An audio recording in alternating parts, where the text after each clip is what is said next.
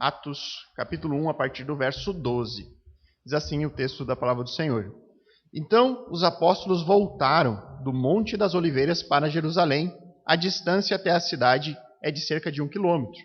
Enquanto entraram na cidade, subiram para o cenáculo, onde se reuniam Pedro, João, Tiago, André, Filipe, Tomé, Bartolomeu, Mateus, Tiago, filho de Alfeu, Simão, o Zelote, e Judas, filho de Tiago. Todos estes perseveraram unânimes em oração com as mulheres, com Maria, mãe de Jesus, e com os irmãos dele. Naqueles dias, Pedro se levantou no meio dos irmãos, que formavam um grupo de mais ou menos 120 pessoas, e disse: Irmãos, era necessário que se cumprisse a escritura que o Espírito Santo predisse pela boca de Davi, a respeito de Judas, que foi o guia daqueles que prenderam Jesus. Ele era um dos nossos e teve parte neste ministério. Ora, este homem adquiriu um campo com o preço da iniquidade e, caindo de cabeça, rompeu-se pelo meio e todos os seus intestinos se derramaram. Isto chegou ao conhecimento de todos os moradores de Jerusalém, de maneira que em sua própria língua esse campo era chamado de Aceldama, isto é, campo de sangue. E Pedro continuou, porque está escrito no livro dos Salmos: fique deserta a sua morada e não haja quem nela habite, e que outro tome o seu encargo. Portanto, é necessário que todos os homens que nos acompanharam todo o tempo em que o Senhor Jesus andou entre nós, começando no batismo de João, até o dia em que foi tirado do nosso meio e levado às alturas, um destes se torne testemunha conosco da sua ressurreição. Então propuseram 2, José, chamado Barsabás, também conhecido como Justo, e Matias, e orando disseram: Tu, Senhor, que conhece o coração de todos, revela-nos qual dos 2 escolhestes para preencher a vaga nesse ministério e apostolado, do qual Judas se desviou, indo para o seu próprio lugar. Depois fizeram um sorteio, e a sorte caiu sobre Matias, que foi acrescentado ao grupo dos 11 apóstolos. Então, irmãos, toda essa porção aqui do livro de Atos, ela retrata para nós aqueles eventos que ocorreram em uma janela de 10 dias. Foram coisas que aconteceram entre o momento da ascensão de Jesus, onde Jesus já ressurreto sobe ao céu, diante do olhar dos discípulos, os discípulos vendo Jesus é assunto ao céu, e o período do batismo com o Espírito Santo. Então nós temos aqui um período de 10 dias, entre a ascensão e o dia que eles vão passar a ser habitados pelo Espírito, que ocorre o batismo com o Espírito Santo. Lembrando que o batismo com o Espírito Santo era o evento que estava sendo aguardado pelos discípulos. Jesus disse para eles que eles precisavam lembrar da promessa do Pai, de que um dia eles receberiam o Espírito Santo, logo, dentro de poucos dias isso aconteceria. E ele enfatizou: olha, aguardem até que isso se cumpra. E aí boa parte desse texto que nós analisamos já foi exposta nos domingos anteriores. Nós vimos que os discípulos estão aqui reunidos ali em uma grande sala, num andar superior de uma casa. Eles estão lá fazendo o quê? Perseverando unânimes, ou seja, todos eles juntos orando, buscando algumas respostas nas Escrituras para aquilo que estava acontecendo, né? Para esse momento de transição. Ele estava atrás de tentar solucionar os seus questionamentos, as suas muitas dúvidas. Em especial, nós vemos que Pedro ele buscou respostas na palavra de Deus sobre o que havia acontecido com um deles, um dos 12, né? O discípulo traidor. Ele foi atrás de tentar entender como que aquilo poderia ter acontecido com Judas Iscariotes. Sendo que nessa busca por essas respostas, Pedro ele encontrou 2 textos, 2 salmos, que demonstram que aquilo que havia acontecido com Judas era previsto por Deus, estava nas Escrituras, precisava acontecer. Pedro diz: olha, Deus falou que isso aconteceria por meio da boca de Davi. Deus falou por meio das Escrituras. Então Jesus ele não errou na escolha dos 12. Ele não errou ao escolher Judas para fazer parte do grupo dos apóstolos. Isso era necessário. Por quê? Porque essa era a vontade de Deus. Tudo estava escrito, tudo havia sido profetizado no passado. A vontade do Deus soberano, ela nunca pode ser frustrada. Deus tinha um plano para Judas. Nós comentamos sobre o quão duro é, a gente ter o conhecimento disso na semana anterior. E aí então, depois de Pedro ter demonstrado de que maneira essa vaga para o apostolado foi aberta, né, por meio de Judas e da sua apostasia, depois de ele ter mostrado que essa é a vontade de Deus, ele também demonstra que é a vontade de Deus a substituição de Judas. Uma outra pessoa deveria tomar o lugar dele. E hoje nós veremos que a vaga para o ministério apostólico, que é o fundamento de toda a igreja cristã, ela foi preenchida por um homem chamado Matias. E aí então nós veremos esse processo da substituição de Judas por outro homem em 3 pontos. No primeiro dele nós veremos quais foram os critérios utilizados para selecionar os candidatos. Nós veremos quais eram os critérios que deveriam ser seguidos para escolher aquelas pessoas que estavam aptas a assumir a vaga de Judas. Depois nós veremos quem eram essas pessoas. Qual é a história dessas pessoas que cumpriram os requisitos e que estavam ali se dispondo como voluntários para então serem escolhidas para assumir o lugar de Judas. E aí então, por fim, veremos a maneira como a escolha é realizada. Nós veremos ali que uma forma de decisão bastante peculiar, eu diria, aos nossos olhos, né? Nós vamos tentar entender aqui quais foram os motivos que levaram os apóstolos a sortear aquele que deveria ocupar a vaga. Será que isso, de alguma forma, fornece a nós uma base bíblica para usarmos esse modelo de tentar descobrir a vontade de Deus para a nossa própria vida? Talvez esse seja o grande questionamento aqui sobre isso. Então vamos iniciar analisando quais foram os critérios. Os critérios que foram estipulados para aquela pessoa que poderia assumir o lugar de Judas. Então, acompanhe comigo aí os primeiros 2 versículos, verso 21 e 22, do texto de Atos 1. Ele diz ali: portanto, é necessário, ou seja, é indispensável que o substituto de Judas tenha essas qualificações. Que dos homens que nos acompanharam todo o tempo em que o Senhor Jesus andou entre nós, começando no batismo de João até o dia que foi tirado do nosso meio e levado às alturas, um destes se torne testemunha conosco da sua ressurreição.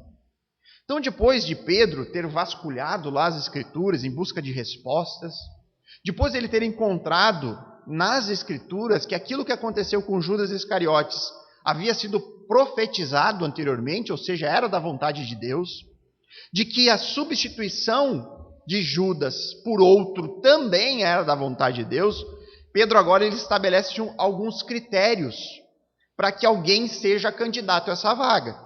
E quais são esses critérios? Primeiramente, é necessário que seja um adulto do sexo masculino. Isso que no termo original, homem aqui traduzido, quer dizer uma pessoa adulta do sexo masculino. Lembre, irmãos, que nós estamos neste momento reunidos. Quantas pessoas aproximadamente? O texto anterior disse, né? Mais de 100. Você tem mais de 100 de discípulos ali neste momento, entre eles diversas mulheres, incluindo Maria, a mãe de Jesus. Em um olhar assim, superficial da história, eu diria que a pessoa mais capacitada para assumir esse lugar é a própria Maria, mãe de Jesus, que não esteve com Jesus só naquele momento, mas esteve a vida inteira. Mas, no critério aqui, ele coloca: é necessário que seja homem. E aí alguém vai dizer: nossa, pastor, tu viu só como a Bíblia ela é machista? Porque já de cara ela exclui a possibilidade de uma mulher ocupar um cargo importante como esse, sendo que aparentemente a pessoa mais capacitada era de fato uma mulher. E aí eu vou responder: queridos, a Bíblia ela é um livro fora da curva em relação ao valor que ela concede às mulheres, tanto comparado à cultura do tempo em que foi escrita, quanto em questões do próprio valor que ela dá à mulher nas Escrituras e por Jesus mesmo. A Bíblia ela está repleta de personagens femininas de extrema importância. Cheia de mulheres importantes aqui na narrativa. Jesus mesmo, em muitos momentos, ele é censurado por dar voz às mulheres. Ele é censurado por conversar com uma mulher samaritana. Ele é censurado por permitir que mulheres acompanhem o seu ministério, estejam ali juntas, servindo a ele. Na ressurreição de Jesus, quem foram as primeiras testemunhas disso? Um grupo de mulheres. As primeiras que viram Cristo ressurreto. Jesus escolheu aparecer primeiro para um grupo de mulheres. Sendo que naquele tempo o testemunho de uma mulher não tinha valor legal. Não poderia ser apresentado, por exemplo, num tribunal. Como que a Bíblia é machista? Se ela fosse, jamais nós teríamos essas histórias, irmãos. O que acontece é que nós vivemos em um mundo que se opõe a Deus. Um mundo que se opõe à palavra do Senhor. E esse mundo sempre vai tentar colocar rótulos nas Escrituras para afastar as pessoas dela. A Bíblia é machista, a Bíblia é sexista, a Bíblia é antiquada, a Bíblia é um livro de mitos. São os rótulos que são colocados. Isso afasta as pessoas sequer de ler o texto. E se não há leitura do texto, não há salvação, não há redenção, não há transformação de vida. O que é fato, irmãos? O que é fato nas Escrituras é que Deus sempre deu muito valor à mulher. É o mesmo do homem. Deus criou homem e mulher, ambos à sua imagem e semelhança, e é isso que confere a nós valor. A diferença é que Deus fez homem e mulher de formas diferentes. E Ele decidiu colocar o homem no papel da liderança. Isso não significa que o homem é melhor do que a mulher. De forma alguma. Significa apenas que ele executa um papel diferente dela, porém complementar a ela. O homem precisa da mulher na liderança. A mulher, como auxiliadora, precisa do homem liderando. Um complementa o outro. Não há problema nenhum nisso.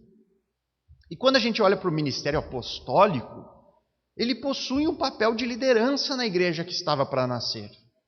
E é por ter esse papel de liderança que Deus destinou que apenas homens deveriam assumir este papel. Jesus escolheu 12 homens.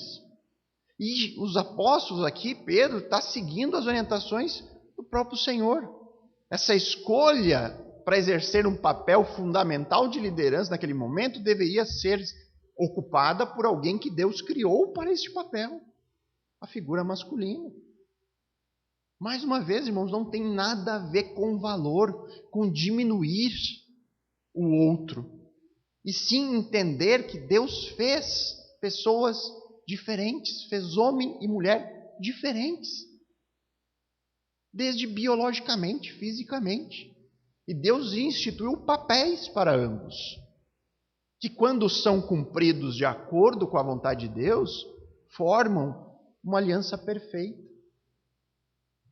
Não há problema nisso. Além deste ponto, irmãos, os demais critérios aqui que são estipulados para a vaga do candidato ao apostolado, é que ele deveria ter estado presente durante todo o ministério terreno de Jesus. Pedro diz, olha, desde o batismo de João, que foi aquele momento que é considerado como o início do ministério público e terreno de Jesus, até a ascensão em Atos 1:9. Para ser apóstolo, você tem que ter estado presente desde o início até o fim, aqui Pedro diz. Durante 3 anos, aproximadamente, do ministério de Jesus, sendo que também ele deveria ter sido uma testemunha ocular da ressurreição. Portanto, o candidato ele precisava ter visto Cristo ressurreto com os próprios olhos. Ele deveria ter testemunhado, ele ter estado com Cristo ressurreto. E aí talvez você lembre da semana passada, onde eu falei que os critérios para a substituição de Judas excluiria completamente a possibilidade de nós termos apóstolos nos nossos dias. E eu creio que ficou claro por quê. Como que teremos algum apóstolo aí que cumpre esses requisitos? Só se for o Highlander, né, que sobreviveu aí, imortal, e que esteve lá desde aquele tempo até os nossos dias. Para ser um apóstolo, a pessoa precisa ter estado presente durante o ministério de Cristo. Existe alguém hoje que cumpre esses requisitos? Tem alguém que viu Cristo ressurreto? Uma pessoa pode até alegar que sim. Ah, não, eu tive um encontro com Jesus ressurreto no quarto da minha casa num dia que eu estava sozinho. Mas como comprovar isso? Como saber se isso é de fato verdade? E aí depois eu vou voltar nesse ponto, quando eu falar um pouquinho sobre o exemplo do apostolado de Paulo. Então depois nós voltamos nesse ponto. Agora, por qual motivo esses requisitos eram importantes? Especialmente, por que é tão importante, segundo o apóstolo Pedro aqui, que para assumir essa vaga a pessoa precisava ter sido uma testemunha da ressurreição? Por que necessariamente o apóstolo ele precisa ter visto Cristo ressurreto? Será que não poderia ser um dos outros discípulos, alguém que tem uma fé verdadeira, que é um crente de verdade, assumir esse papel? Por que então que isso é necessário? Porque é para isso que eles são chamados. Esses homens são chamados para serem representantes comissionados de uma mensagem que Paulo ele resume muito bem lá em 1 Coríntios, no capítulo 15, versos 3 a 4. Ele diz assim: antes de tudo, entreguei a vocês o que também recebi, que Cristo morreu pelos nossos pecados, segundo as Escrituras, e que foi sepultado e ressuscitou ao terceiro dia, segundo as Escrituras. O apóstolo ele é chamado para fazer esse testemunho. Testemunhar de Cristo, ser um emissário de Cristo e contar a sua obra, a sua morte e a sua ressurreição. Mas o cerne da notícia, segundo Paulo, está alicerçado não apenas na morte de Cristo. A morte era um fato naquele tempo até conhecido. A gente ficou sabendo que Jesus Cristo morreu, foi crucificado. Nós, muitas vezes, falamos bastante sobre a morte de Jesus, valorizamos demais a morte. Mas a ressurreição é igualmente importante, tanto quanto a morte. De tal forma que o próprio apóstolo Paulo, nesse mesmo texto de 1 Coríntios 15, lá no verso 17, ele enfatiza: e se Cristo não ressuscitou, é vã a fé que vocês têm. Vocês ainda permanecem nos seus pecados, ele diz. Se Jesus ressuscitou, não adianta nada nós estarmos aqui reunidos neste domingo de manhã. Nada. Não significa nada nós estarmos aqui. Você não tem nada para receber da palavra se Cristo não ressuscitou. A ressurreição é indispensável, como é indispensável a morte de Cristo. Porque sem a ressurreição, nós simplesmente não poderíamos ter certeza de que o sacrifício de Cristo foi aceito por Deus. Nós não poderíamos ter certeza de que a morte tem sentido.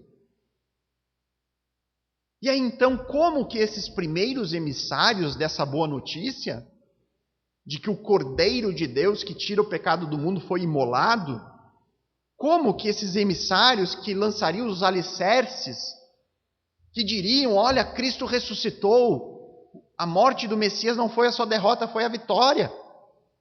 Como que eles poderiam espalhar essa notícia se sequer eles viram isso com seus olhos? Aí eles chegariam lá e diriam para as pessoas: creiam no Messias que ressuscitou dos mortos e hoje está à destra de Deus. E aí o ouvinte diria: tá, mas quem viu isso acontecer? Eu já vi várias pessoas morrendo, inclusive crucificadas. Eu vejo isso direto aqui.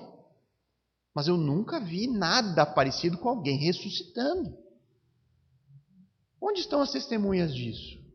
Quem viu isso acontecer? E aí o apóstolo diria: não, eu estou anunciando para você aquilo que eu mesmo vi. Eu sou uma testemunha da ressurreição.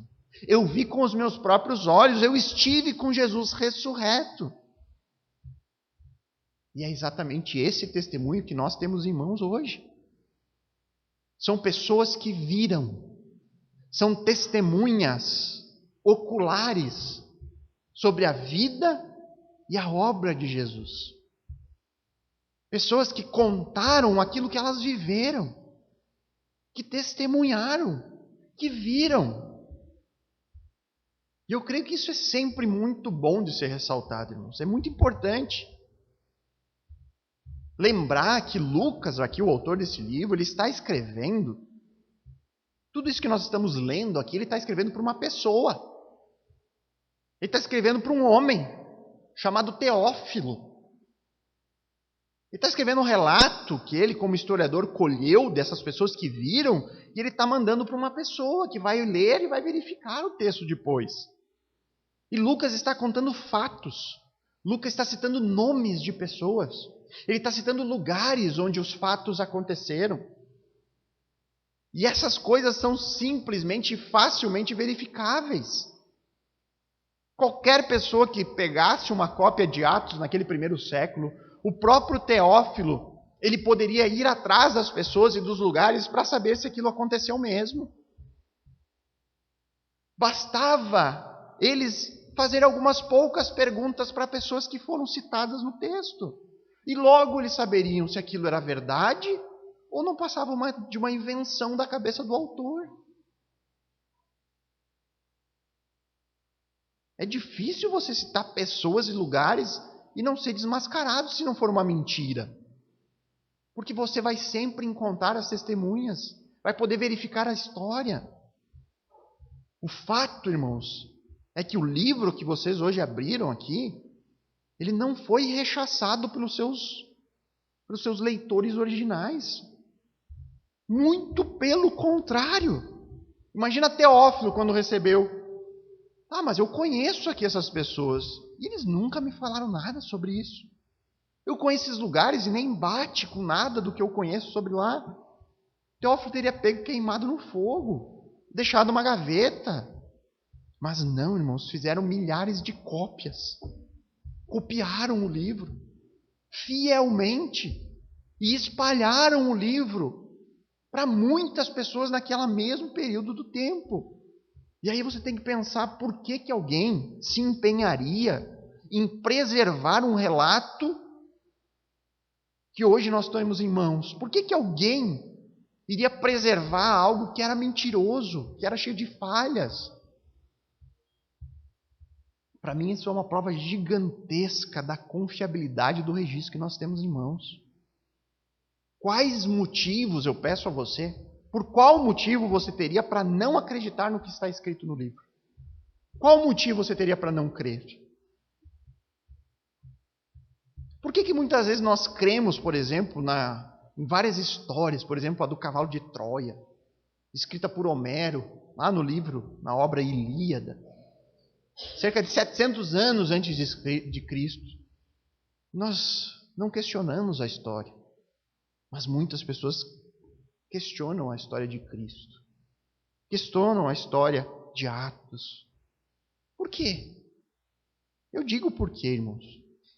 Porque a história do cavalo de Troia não lida com nada da minha vida. Eu não tenho que lidar com as palavras de Homero e ficar refletindo sobre a minha vida hoje. Ela não interfere em nada na minha forma de viver. Agora, quando eu lido com o relato bíblico, eu tenho que lidar com as palavras de Jesus, com as palavras dos apóstolos.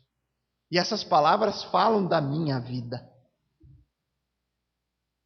Falam do meu destino eterno. Essas palavras muitas vezes são duras aos meus ouvidos. E muitas pessoas preferem não ter que lidar com elas. O que fazer se eu não quero lidar com a Bíblia? Critico, coloco rótulos, tiro a sua credibilidade. O fato é que os apóstolos, os escritores do Novo Testamento, eles deixaram os seus registros justamente por nos alertar sobre isso. Para nos falar sobre uma verdade que o mundo nunca viu. Sobre aquilo que mais importa para todas as pessoas do mundo. De que a nossa vida, a nossa verdadeira vida, depende de Cristo. Depende daquilo que Ele ensinou enquanto esteve entre nós. Os apóstolos relataram aquilo que o próprio Deus disse quando apareceu a eles em forma gloriosa, lá em Mateus 17:5, onde Deus disse: "Este é o meu Filho amado, em quem me agrado. Escutem o que ele diz." Os apóstolos relataram: escutem a Jesus, ouçam as suas palavras, se interessem por elas. Por quê? Porque disso depende a nossa existência. Depende a nossa vida e o nosso destino eterno.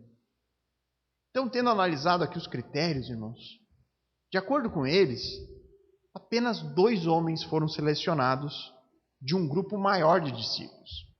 Na semana anterior, nós vimos que estavam reunidos aqui, neste momento, mais de 100 pessoas. Então, vejamos um pouco mais sobre os candidatos aqui. No verso 23, eles são apresentados. Então propuseram 2. José, chamado Barsabás, também conhecido como Justo, e Matias. O que nós percebemos por meio deste versículo 23 é que pouquíssimos discípulos cumpriam os requisitos necessários. Pouquíssimos. Eram tão raros que propuseram apenas 2 homens. O primeiro, José, chamado Barsabás, que provavelmente significa filho do sábado. Bar aqui significa filho e Sabás pode ser o nome próprio, algum homem chamado Sabás, ou provavelmente é uma abreviação do Sabat, que é sábado. Então, talvez José tenha nascido num sábado. E aí foi colocado o nome de Barsabás.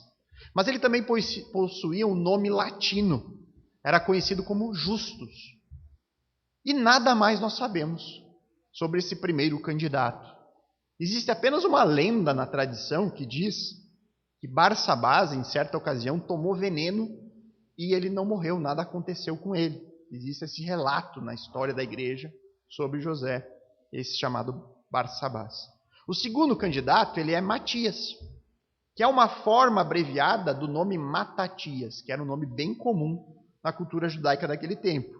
E esse nome significa presente de Jeová. Sabia, Matias? Agora você sabe. Não sei se já sabia? Então já sabia. Presente de Jeová. Sendo essa simples citação, irmãos, só esse relato é tudo que nós sabemos sobre ele. Tudo. E na verdade, a gente pode dizer, nossa, um apóstolo saber tão pouco. Só que, irmãos, pense só. Nós só temos informações das Escrituras sobre o que ocorreu com 3 dos 12. O resto silencia-se. Nós não temos nada sobre a vida dos outros. Nós só sabemos o que aconteceu com Pedro, João e Tiago, que foi o primeiro apóstolo a ser martirizado. Tudo mais que se sabe, que se conta sobre eles, o que se conta sobre a vida ministerial deles, a morte deles, tudo provém de tradição e não do registro bíblico. Por exemplo, as outras informações que nós temos sobre Matias, que vêm da tradição, de escritos extrabíblicos, esses relatos, que são pequenos fragmentos, pequenas citações de frases que foram aí ao longo da história sendo recuperados. Muitos teólogos defendem que muitos desses fragmentos foram escritos pelo próprio Matias. Esses relatos trazem que Matias ele exerceu o seu ministério apostólico na Judéia, na Capadócia, e que depois ele ainda foi para a Etiópia. E aí, segundo a tradição, Matias ele sofreu muitas perseguições, como é comum do ministério apostólico, e acabou sendo martirizado. Segundo eles contam, Matias foi apedrejado e depois ainda decapitado em Jerusalém mesmo. E ele foi, segundo é dito na tradição, uma testemunha fiel da fidelidade de Cristo e foi um apóstolo que cumpriu com o seu chamado. Há registros também que contam de que Helena, a mãe do imperador Constantino, mandou trazer os restos mortais de Matias, pertences pessoais dele, lá para Roma. E isso, segundo a Igreja Católica, está guardado na igreja de Santa Maria Maior, na capital da Itália, lá em Roma. O restante do que se tem sobre ele estão numa outra igreja na Alemanha, na igreja de São Matias, a igreja em Treves, uma cidade alemã, onde é dito que a tradição que foi o próprio Matias que evangelizou essa cidade e que a igreja lá começou a crescer por meio do ministério dele. Mas tudo isso nós não temos como afirmar. Nós não sabemos se esses registros são de fato verdadeiros. Nós sabemos que muito do que é dito na tradição carece de confirmação, né? Está sempre envolto em muitas dúvidas. O certo de tudo isso, irmãos, é que apenas 2 homens aqui, dentro deste grupo, foram selecionados. Apenas 2 cumpriam com os requisitos para ocupar essa vaga deixada por Judas Iscariotes.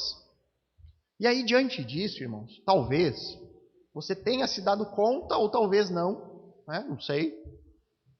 Mas quando olhamos para as qualificações necessárias, olhando para o fato de que diante de todos aqueles discípulos, só 2 se encontravam aptos para isso, a pergunta que fica é: como então Paulo pode ser considerado um apóstolo? Como então? De acordo com os critérios que nós vimos, eu pergunto: Paulo acompanhou Jesus ao longo do seu ministério? Paulo foi um discípulo, esteve lá desde o batismo de João até a ascensão? Teve? Não esteve, né? E por que fazer essa consideração aqui importante, irmãos? Ela é muito importante por conta do nosso contexto histórico, por conta do nosso momento atual, onde muitos que defendem a existência de apóstolo hoje, a restauração do ministério apostólico, muitos que se dizem apóstolo, eles se utilizam do precedente de Paulo. Eles vão usar o exemplo de Paulo para defender que é possível existir apóstolo nos nossos dias. Inclusive, o próprio apostolado de Paulo foi uma das primeiras controvérsias que a igreja cristã primitiva teve que lidar. Como Paulo poderia ser apóstolo se ele não cumpre os requisitos? Se você é um leitor bíblico mais acostumado e atento, você vai lembrar que a segunda carta de Paulo aos Coríntios, boa parte dela é uma defesa de Paulo do seu apostolado. Ele passa ali desde o capítulo 10, ali, defendendo por que ele deve ser considerado um apóstolo. E ele faz isso porque pessoas naquele momento desafiavam a sua autoridade. Usavam justamente esse argumento. Como você pode ser apóstolo se você não era um discípulo? Como você pode ser um apóstolo se a vaga foi preenchida e essa vaga só podia ser preenchida por alguém que esteve lá, que viu Jesus desde o início? Paulo não cumpria os requisitos. Paulo falhava nos primeiros critérios. Ele cumpria, na verdade, apenas o último. Paulo era uma testemunha da ressurreição. Ele teve um encontro com Cristo ressurreto na estrada para Damasco. Algo que nós vamos ver ainda aqui no livro de Atos. E aí então, algumas pessoas hoje eles afirmam, né? Assim como Paulo, eu não cumpro os requisitos. Mas eu fui chamado por Deus para esse ministério. Deus me disse: você será um apóstolo para essa geração. E eu mesmo poderia dizer isso aqui para vocês. Poderia dizer: Deus me chamou para ser apóstolo. Eu tenho um chamado apostólico. E aí, o que vocês diriam sobre isso? A gente precisa ter os argumentos. Vou tirar uma aranha aqui. Eu viro Homem-Aranha. Ela cai na minha mão, me pica. O que diríamos para eles, né? Que usam esse argumento? Nossa, é verdade, realmente, Paulo não teve. Paulo teve um chamado pessoal. O pastor também pode ter tido, né? Na estrada para Amaral. O Senhor apareceu ali e disse: você será chamado para apóstolo dessa cidade e região. A gente precisa ter argumentos, irmãos. Porque é isso que acontece. Hoje em dia, quem diz ser apóstolo, é chamado apostólico, ele vai trazer uma história assim. Uma história pessoal, uma experiência que teve.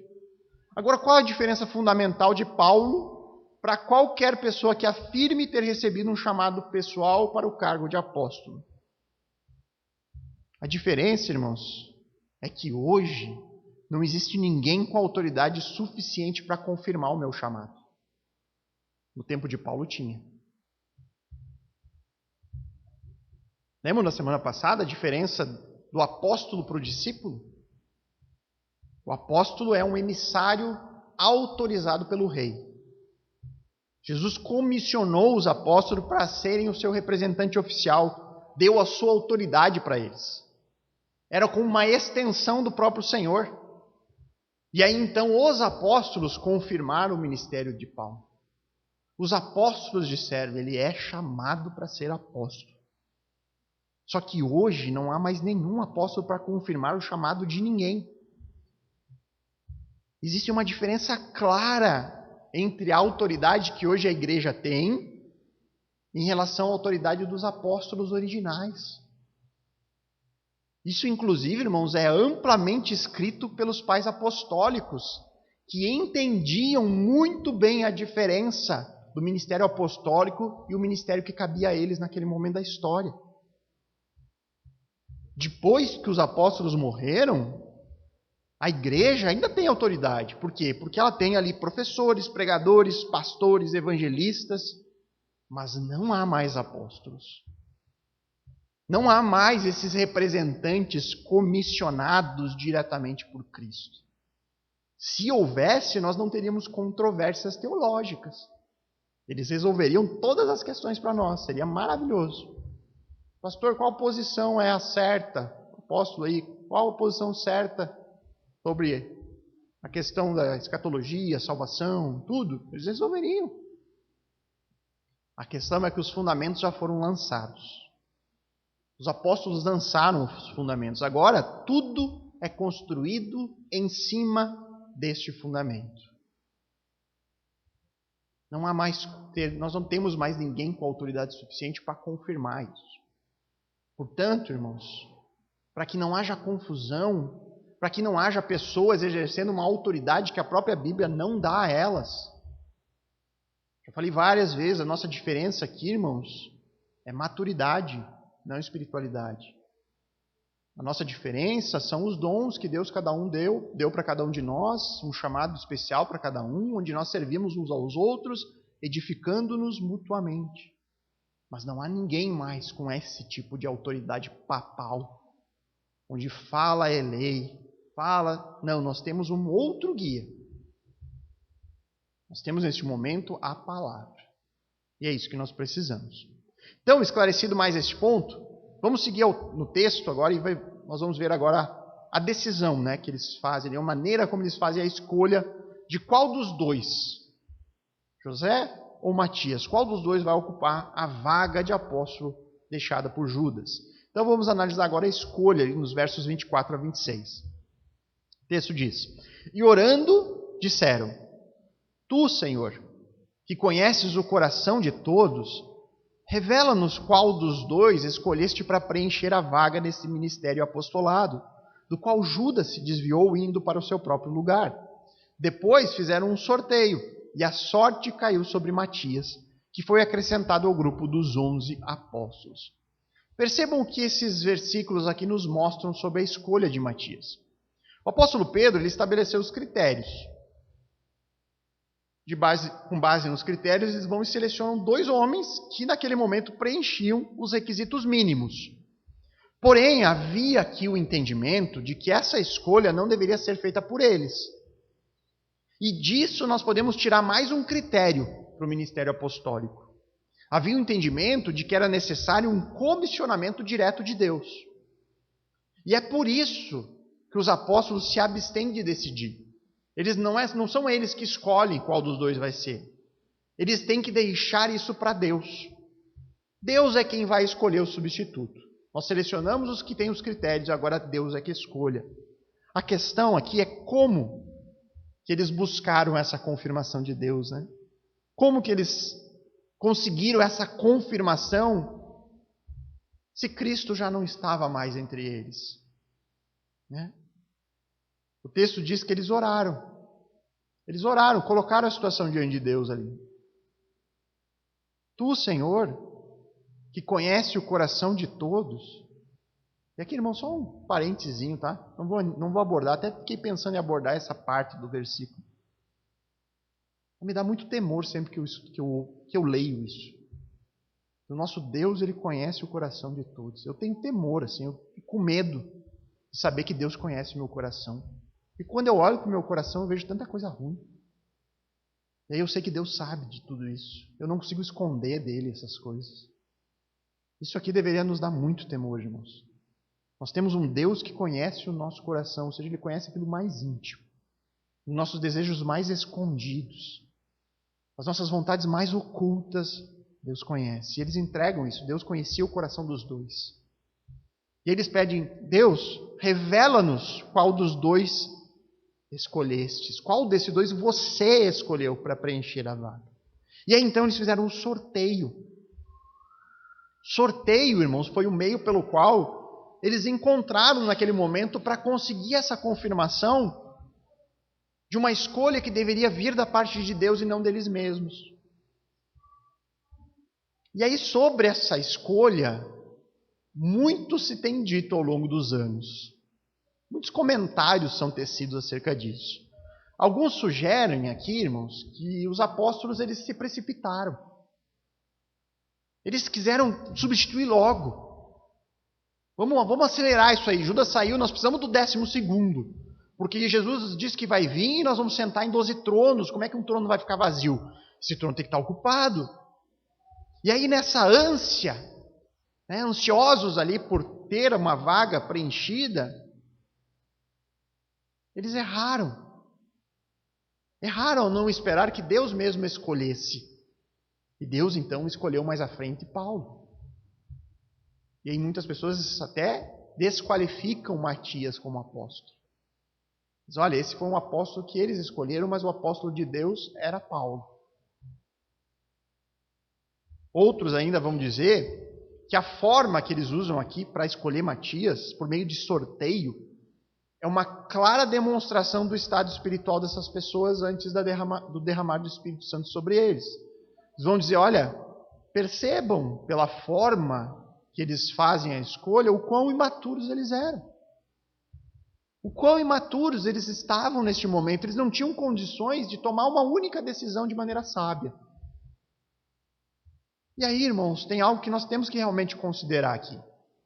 Nós temos que lembrar do momento que eles vivem. Eles estão em um período de transição. Estão no momento ímpar da história. Eles não tinham mais a presença física de Jesus, que era o mestre, que os guiavam em todas as coisas, que ensinavam, que diziam o que tinha que ser feito e o que não tinha que ser feito. E eles ainda não estavam habitados pelo Espírito Santo, que é o guia do crente hoje. Que é o que nos dirige em todas as coisas e que vai surgir só na sequência, a partir de Atos 2. E aí, durante essa janela de 10 dias de transição, de dúvidas, essa janela da ascensão até o derramar do Espírito, a igreja aqui, ela tentou encontrar meios de obter a orientação de Deus, de buscar a direção de Deus para suas vidas. E qual foi os métodos que eles usaram aqui? Eles buscaram respostas por meio da Escritura. Nós vemos Pedro indo atrás dos textos para entender o que aconteceu com Judas. Eles foram atrás dos profetas. Eles também buscaram respostas por meio da oração. Oraram ali unanimemente, pedindo a direção de Deus. E eles buscaram a vontade de Deus por meio de sorteio, por meio de sorte. E aí então, tudo isso que eles fazem aqui, incluindo o sorteio, eu posso dizer aqui sem medo, irmãos, foi algo completamente apropriado para o momento. Por mais estranho que isso possa parecer para nós, por mais místico isso possa soar aos nossos ouvidos. Só que essa prática tem um amplo amparo cultural para eles naquele tempo e também bíblico. Vou trazer uns exemplos que tinha na mente deles que levaram eles a fazer isso. Eles tinham conhecimento do texto. Eles tinham conhecimento de Provérbios 16:33, citei na semana passada, onde o texto diz: para fazer um sorteio são lançados os dados. Aí explica a imagem, né? Talvez você ficou confuso. Para fazer um sorteio são lançados os dados, mas toda decisão procede do Senhor. A ideia de que Deus é soberano. Deus está no controle até mesmo de um simples sorteio. Depois nós temos, por exemplo, Números 26:55, um texto onde Deus orienta o povo em como dividir a terra prometida entre as 12 tribos de Israel. Deus vai dizer assim: todavia a terra será repartida por sorteio. O método usado por Deus. Se nós pegarmos a história de um dos profetas mais conhecidos do Antigo Testamento, Jonas. Você tem lá em Jonas 1,7. O texto diz, os marinheiros diziam uns aos outros, vamos lançar sortes para descobrir quem é o culpado deste mal que caiu sobre nós. Lembra, Judas fugiu da ordem de Deus, entrou num barco e seguiu no caminho oposto que Deus tinha mandado. E aí Deus manda uma tempestade, o barco jogado de um lado para o outro. E os marinheiros eram crentes? Não. Provavelmente supersticiosos. Entenderam que aquilo não era comum, que a tempestade não era usual. As pessoas conheciam o mar, conheciam a região. E aí, na sua superstição, eles disseram, vamos lançar sorte para ver alguém aqui é culpado, porque os deuses estão nos punindo. E aí eles lançam sortes. Lançaram sortes e caiu sobre Jonas. Se você pegar Novo Testamento, Lucas, capítulo 1, verso 8 e 9. E aconteceu que enquanto Zacarias exercia o sacerdócio diante de Deus, na ordem do seu turno, coube-lhe por sorteio, segundo o costume sacerdotal, entrar no santuário do Senhor para queimar o incenso. Isso faz parte da cultura. Isso faz parte do texto bíblico. Não era algo estranho para eles. Diante daquela realidade, diante do momento, eles encontraram no lançar sortes, uma prática comum na cultura judaica, um meio de encontrar a vontade de Deus. Você nunca ouviu falar de um tal de Urim e Tumim? Alguém já ouviu falar do Urim e Tumim? Urim e Tumim eram duas pedrinhas que eram colocadas nas vestes do sumo sacerdote, onde ele lançava as pedrinhas para receber um sim ou não da parte de Deus. Então, quando eles não tinham uma revelação direta e clara de Deus, eles precisavam fazer algo, eles lançavam as pedrinhas para receber sim, vá em frente, ou não, pare com essa história. Deus ordenou essas pedrinhas na veste do sumo sacerdote. Faz parte. Agora, saber de tudo isso vai nos levar a pensar, poxa, será que não devemos continuar fazendo isso então? Buscando a confirmação da parte de Deus dessa forma? Estou diante de uma decisão importante. Vou lançar dados. Vou sortear no papelzinho o que eu tenho que fazer. Resolveu a minha vida, pastor. Muito obrigado por essa pregação. Jamais me esquecerei. E aí o jovem que está lá, poxa, não sei que faculdade eu vou fazer. Não tenho ideia de qual profissão eu vou seguir. O pastor disse. Eu lembro, aquela pregação marcou. Escreve lá no papelzinho, médico, advogado, engenheiro. Vou botar pastor aqui também, só para não descontentar Deus. Pastor, padeiro. E lá, coloca lá uma lista. Põe no potinho. Olha aqui. Deus é soberano na escolha. Está claro isso na Bíblia. Deus é soberano. Esse papelzinho que eu tirei, não fui eu que tirei, foi Deus que está falando comigo. Não parece uma conclusão lógica acerca disso? Parece. A sorte é lançada, mas a decisão vem do Senhor, diz o texto bíblico. Ainda joga na cara o versículo. Está aqui. Quem é que vai ter coragem de dizer que eu estou errado? E sendo bem sincero, irmãos, nós muitas vezes somos tentados a fazer isso. Somos tentados a buscar respostas fáceis, rápidas, confirmações sobre o que eu tenho que fazer, qual decisão eu tenho que tomar. E aí no processo nós podemos recorrer a esse tipo de coisa. Olha, se acontecer tal coisa, aí eu vou considerar que é Deus dizendo que eu preciso fazer isso. Se o telefone tocar até as 3 horas da tarde, então essa é uma resposta que Deus está me dizendo. Ó, Senhor, se tocar até as 3 horas, então eu vou fazer isso mesmo, porque o Senhor vai estar me dizendo que eu tenho que fazer. Os crentes adoram uma caixinha de promessa. Adoro. É o item mais vendido da livraria evangélica. Caixinha de promessa. Por quê? Porque é fácil no manhã cedo você tirar um versículo aleatório. Deus está falando comigo aqui, hoje vai ser isso.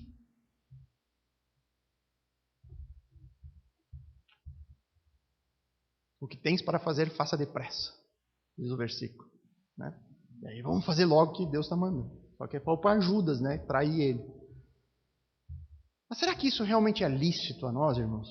Será que essas histórias que nós encontramos na Bíblia, nós lemos aqui os textos, né? Estabelecem para nós um padrão aceitável? Será que nós devemos mesmo ter essa prática de buscar respostas de Deus desta maneira? E aí o que nós temos que lembrar, irmãos, é que a revelação de Deus, ela foi entregue a nós de forma progressiva. De menos revelação para mais revelação. Este momento, os discípulos careciam de respostas. Era um momento único. O que nós podemos observar na própria cronologia bíblica é que à medida que a história da redenção avança de uma época para outra, a própria maneira como o povo age, conduz a sua vida, até mesmo a maneira como nós nos relacionamos com Deus também muda. Nós não vamos encontrar mais nada sobre isso depois de Atos 2. Um único texto que fale sobre esse tipo de buscar a direção de Deus. Se nós olharmos para a história, Adão e Eva, eles se relacionavam com Deus de maneira diferente que nós. Ou alguém sai caminhar no jardim no final da tarde e tem um encontro pessoal com Deus. Não. Depois da queda, isso mudou de novo. O povo que peregrinou no deserto, sob comando de Moisés, se relacionava com Deus de uma forma diferente do que nós hoje. Se o povo queria saber uma palavra de Deus, ia até a tenda do encontro. E por meio de Moisés ele obtinha as respostas. Os apóstolos, enquanto estiveram com Jesus, também se relacionavam com Deus de maneira diferente, porque eles tinham Jesus ali. E existe uma diferença muito grande na forma com que os discípulos buscam a vontade de Deus antes e depois de Atos 2. Nós hoje somos o povo de Deus que faz parte do seu corpo, que é a igreja. Pessoas unidas em um só espírito, debaixo do cabeça que é Cristo, que possuem nas suas mãos o cânon das Escrituras concluído. Ou seja, nós temos diante de nós toda a revelação de Deus, completa e suficiente. É por esse motivo, irmãos, que nós não veremos mais, em momento algum, ao longo de todo o Novo Testamento, um único cristão buscando saber a vontade de Deus por meios como esse que nós vimos hoje. Os cristãos, a partir deste momento, de Atos 2, do derramar do Espírito, eles sabem que a forma de se tomar qualquer decisão é unicamente por meio da direção do Espírito Santo, que agora habita no crente, por meio da oração, por meio do contexto da igreja local, ou seja, aconselhamentos bíblicos, e por meio da orientação do próprio texto. Os cristãos, a partir de Atos 2, sabem que a forma de tomar qualquer decisão na sua vida é unicamente por meios como esses. Por meio de oração, de consulta do texto. Porque na Bíblia nós temos orientações diretas. Nós temos os princípios norteadores que nos guiam em qualquer decisão sobre qualquer assunto. Sempre que nós quisermos obter uma direção de Deus sobre algo, se nós quisermos tomar uma decisão de acordo com a vontade de Deus, o único caminho seguro para isso é ore a Deus, estude as Escrituras, recolha conselhos com irmãos que são maduros na fé, e aí então confie que o Espírito Santo vai lhe conduzir no caminho certo. É dessa forma. Então, um jovem que quer saber qual o caminho vai trilhar, faça isso, coloque em Deus em oração. Pai, me mostra quais dons o Senhor me deu, quais são as capacidades que eu tenho para escolher uma profissão de acordo com elas. Vasculhe o texto bíblico em busca de respostas. Seja aconselhado pelos seus pais, por irmãos maduros na fé. E aí então tome uma decisão, porque Deus é contigo. Deus vai estar contigo o tempo todo. E isso tem que estar sempre muito bem claro. Você precisa entender muito claramente de que tudo aquilo que nós precisamos para andar nos caminhos do Senhor, para glorificar a Deus com a nossa vida, nós temos diante de nós. Nós não precisamos lançar sortes. Nós não precisamos recolher atalhos para se obter uma vontade de Deus. Deus já revelou tudo o que nós precisamos. A única coisa que nós precisamos fazer é usar as ferramentas que Deus nos deu. É não ser preguiçosos. É não querer o caminho fácil, mas buscar o caminho da oração do estudo bíblico e da graça que nós encontramos entre os irmãos da igreja local, confiando que o Espírito Santo está conosco o tempo todo. Eu concordo com aquilo que Lutero disse uma vez. Lutero falou assim: fiz uma aliança com Deus, que Ele não me mande visões, nem sonhos, nem mesmo anjos. Eu estou satisfeito com o dom das Escrituras Sagradas, que me dão instrução abundante e tudo aquilo que eu preciso para conhecer tanto desta vida quanto a que há de vir. Ele diz: olha, Senhor, eu não preciso de esse tipo de revelação, porque eu estou convicto de que tudo aquilo que eu preciso eu já tenho. É a Escritura Sagrada, é a tua revelação, é a tua palavra que me guia em todas as coisas. Então, para concluir, irmãos, eu gostaria aqui de realizar uma breve meditação, e aqui é breve mesmo, tá? Sobre aquele que é o assunto principal dessa porção maior do livro de Atos, que é mostrar para o povo cristão o caminho trilhado por Judas e o caminho que foi trilhado pelos demais discípulos, que permaneceram confiantes em Jesus. Nós temos aqui um claro contraste entre aquele que rejeitou a Cristo com aqueles que confiaram em Cristo. A vida e a morte do discípulo que traiu Jesus serve como um alerta a nós. Serve como uma advertência para todos nós. Uma advertência que grita aos nossos ouvidos: jamais se afastem de Cristo. Jamais rejeitem o Evangelho. Você não pode esquecer o que está em jogo nessa vida. A Bíblia diz que o julgamento de Deus sobre o pecado e a rebelião, ele é justo, real e eterno.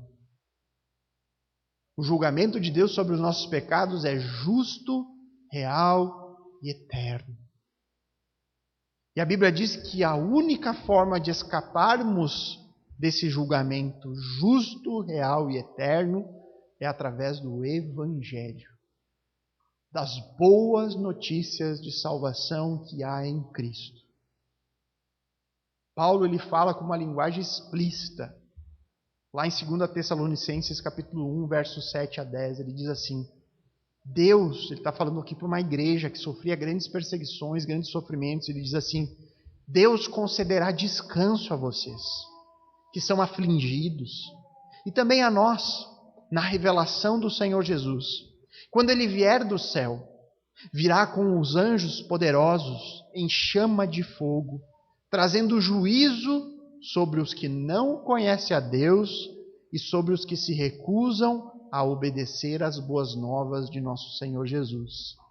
Eles serão punidos com destruição eterna, separados para sempre da presença do Senhor e do seu glorioso poder. No dia em que Ele vier, receberá a glória do seu povo santo e louvores de todos os que creem, e isso inclui vocês, pois creram naquilo que lhes dissemos a respeito dele. Muitas vezes é difícil lidar com essas palavras.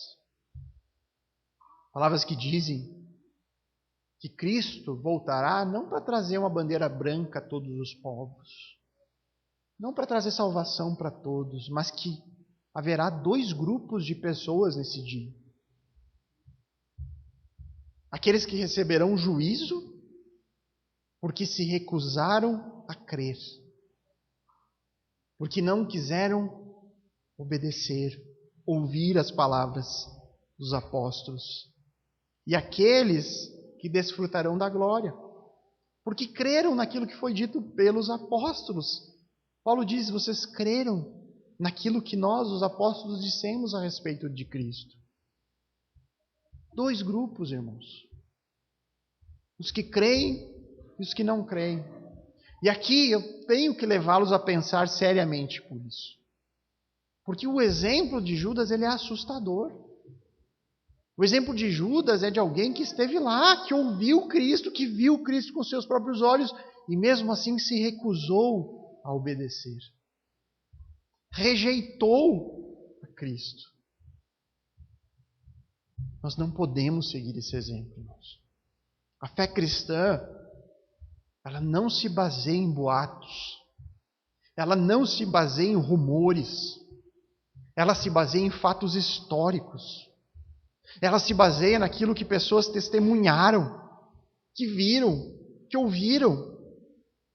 Centenas de testemunhas oculares que entregaram as suas vidas, irmãos.